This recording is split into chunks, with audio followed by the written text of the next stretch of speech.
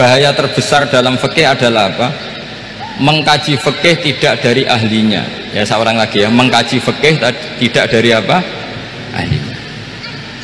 Nah kenapa demikian? Begini, saya beri contoh.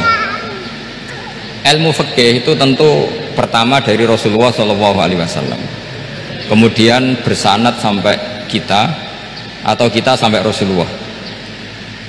Itu ngalami sekian ijtihad yang tidak mudah. Saya beri sekian contoh. Dulu Imam Syafi'i itu sukanya sama guru yang miskin ya, karena rata-rata santri juga miskin, jadi mesti ngidolakan guru yang miskin karena sesama miskinnya harus berkoalisi. Tapi akhirnya gurunya Imam Syafi'i itu miskin sekali, namanya Muslim bin Khalid Az-Zanji itu miskin, Sufyan As-Sauri miskin, Sufyan bin Uyainah miskin. Setelah ngaji di Medina itu Imam Malik itu kaya, pas itu Imam Malik sudah kaya. Setiap ketemu Imam Syafi'i dikasih uang. Sampai ketika Imam Malik itu bilang, kamu sudah alim, ilmu saya sudah habis, kamu ngaji sama yang lain. Sama siapa?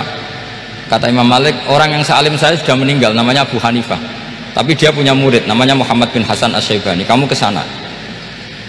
Terus Imam Malik datang ke Baki. Dulu Baki itu pasar rental ya Grab lah kira-kira sekarang itu. Mengumumkan siapa kafilah yang mau ke Irak, kita ya Imam Malik, dibayari sama Imam Malik, ini yang antar ke Irak, ke Muhammad bin Hasan Asy-Syaibani. Imam Malik mulai ngeper, guru saya yang miskin tidak pernah nyangoni, guru-guru saya yang kaya sering nyangoni. Mulai memasalahkan kiai miskin gitu, kira-kira seperti itu, mulai masalah gitu. Setelah datang ke Irak di Muhammad bin Hasan Asy-Syaibani itu si Muhammad bin Hasan Asy-Syaibani itu kalau ngitung uang itu di meja tamu. Jadi punya emas lantaan, punya uang, kira-kira kalau Indonesia punya rupiah, punya dolar, dihitung itu di ruang tamu. Kata Imam Syafi'i, saya dengan Imam Malik saja nggak serik, ini lebih kedonyan lagi kiai. Ngitung uang itu di ruang tamu. Terus akhirnya si Muhammad bin Hasan Asy-Syaibani ini ahlul usul, dia pakar usul. Kamu heran sama saya? Iya, kiai kok kedonyan, dia ngomong gitu. Tapi kata Muhammad bin Hasan Asy-Syaibani, kalau kiai tidak boleh kaya, itu tak kayak wong fasik, ben gue demenan, gue mabuk. Oh jangan, nanti dipakai maksiat. Tenjenengan mawon kersane digetokan, berarti kiai oleh sugih, pun angsal-angsal. Semenjak itu jadi satu fikih bagi Imam Syafi'i.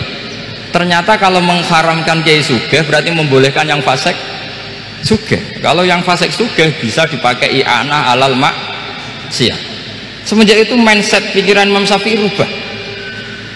Saking rubahnya sampai beliau berpendapat orang bisa beli Alphard, kok beli carry itu haram. Bisa jadi bupati kayak Pak Roba, kok jadi RT haram. Pokoknya gitu. Bisa keren Kak Gus Bak, kok jadi orang pendengar haram. Pokoknya haram terus. Karena dalil beliau al-Islam ya'lu wala yula'ala. Coba sampean ridho misalnya jadi orang Gresik dipimpin orang yang nggak sholat, ridho ndak? Ndak. Atau sholat tapi nggak bisa ngaji, ridho ndak? Ketika yang bisa ngaji berpotensi jadi bupati, terus keterusan. Karena Imam Syafi'i keterusan, ya umatnya keterusan. Akhirnya orang-orang Syafi'i itu politikus rata-rata. Ya, makanya sampean jangan kaget sama Barubah. Kakak saya wakil bupati dulu. Putranya Mbah Mun ada yang wakil apa? Gubernur. Dulu Gus Wahid ya menteri agama. Itu asal usul dari perubahan fikih, mindset, cara berpikir Imam Syafi'i. Jadi dulu itu fikih ditemukan itu jelimet, ada perdebatan. Itu tidak hanya pada level ulama, pada level Nabi pun ada perdebatan. Jadi jangan kira Nabi itu tidak debat, ya debat.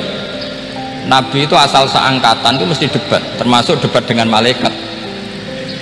Jadi kalau perlu ya debat sama apa? Karena malaikat itu kan lugu itu gak iso mikir.